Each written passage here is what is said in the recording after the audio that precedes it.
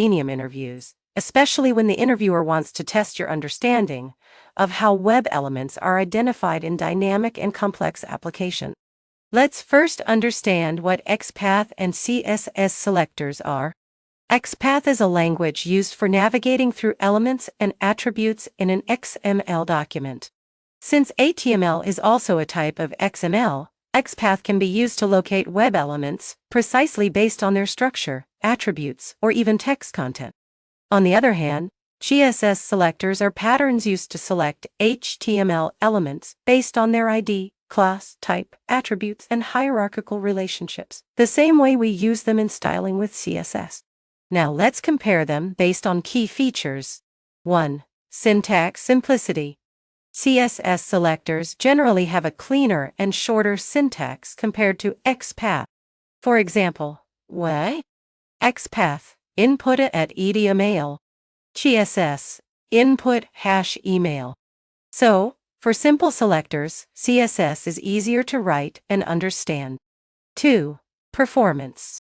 In terms of speed, CSS selectors are usually faster than XPath in most browsers, especially in Chrome. XPath tends to be a bit slower due to the way it navigates the DOM. 3. Traversing the DOM. This is where XPath shines. It supports both forward and backward navigation in the DOM tree. That means you can locate an element based on its parent or even a preceding sibling. CSS selectors can only move forward, from parent to child, not the other way around. 4. Text-based selection. Only XPath allows you to locate elements based on their text content. For example, button text, login. This is not possible using CSS selectors. 5. Browser compatibility. 1. CSS selectors are more consistent across different browsers.